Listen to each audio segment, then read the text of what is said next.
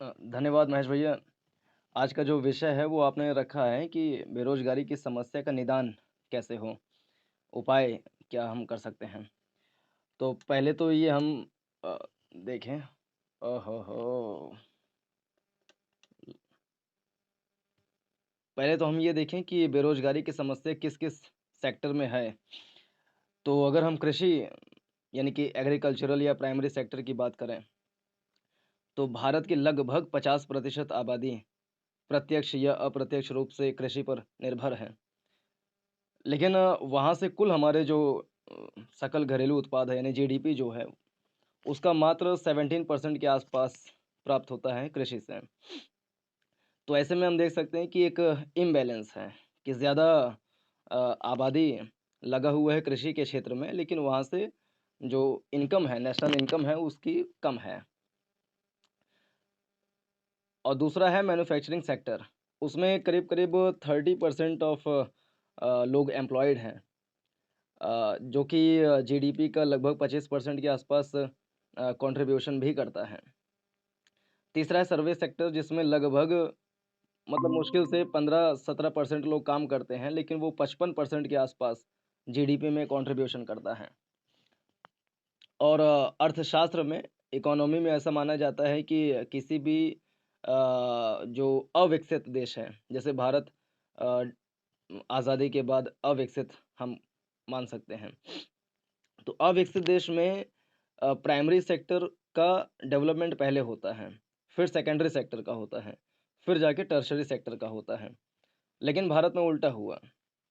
1951 में पंडित जवाहरलाल नेहरू जी ने अ, एक कार्यक्रम है सामुदायिक विकास कार्यक्रम करके, मतलब क्या बोलते हैं पंचवर्षीय योजना, 5 इयर्स प्लान, इसको लेकर के आए थे।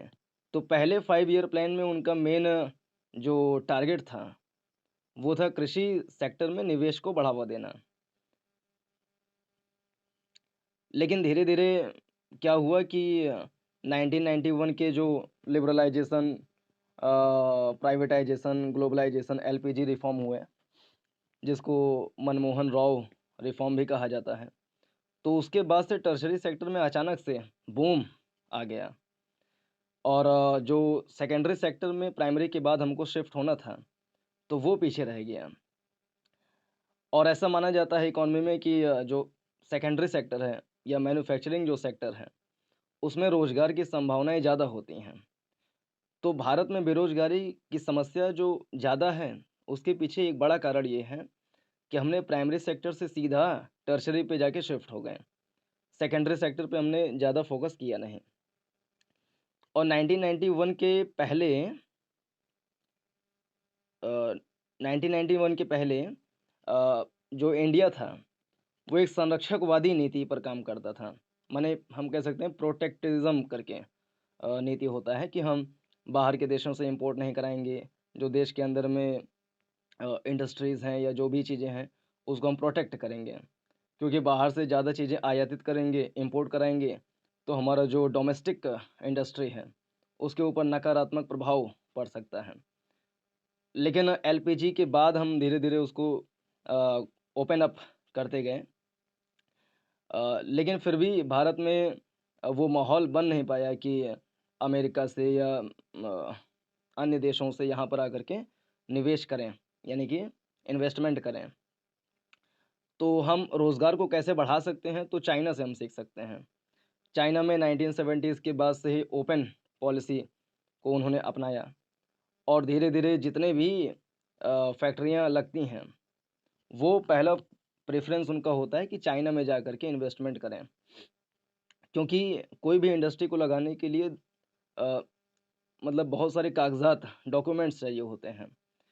तो वहाँ पे डॉक्यूमेंट क्लीयरेंस आसानी से हो जाता है। भारत में एनवायरनमेंटल का एनओसी विभिन्न प्रकार के चीज़ें होती हैं, उसको क्लियर कराने में बड़ा टाइम लग जाता है।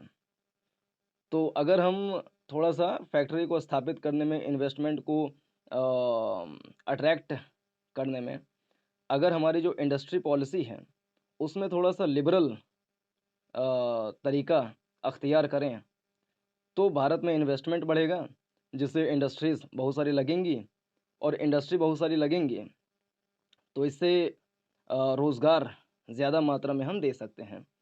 क्योंकि अगर हम बात करें टर्शरी सेक्टर की, तो उसमें कम लोग काम करके भी ज़्यादा जीडीपी में योगदान कर सकते हैं। तो उसमें ज़्यादा फ़ोकस करने की आवश्यकता नहीं, वो तो बढ़िया हमारा है। एग्रीकल्चर सेक्टर है, तो उसमें एक आबादी से ज़्यादा डिपेंडेंट हैं, तो वहाँ से हम लोगों को निकाल करके इंडस्ट्री में शिफ्ट करें, तो जो प्रच्छन्न बेरोज़गारी होता है एक प्रकार की, तो उससे हम निजात पा सकते हैं। और यही है, सरकारी वो सब तो बकवास बात है, 40 लाख नौकरियाँ सरकार देती हैं सरकारी में, टीचर में, आर्मी में, विभिन्न प्रकार की जो सरकारी नौकरियाँ हैं, वो मिला लें तो 40 लाख नौकरियाँ हैं। और भारत की जो युवा आबादी है, एवरेज एज है 29 ईयर्स और 15 साल से 59 साल के बीच में लगभग 50% से ज़्यादा आबादी है भारत में। तो ऐसे में 40 लाख नौकरी सरकार दे ना दे उससे क्या फ़र्क पड़ता है?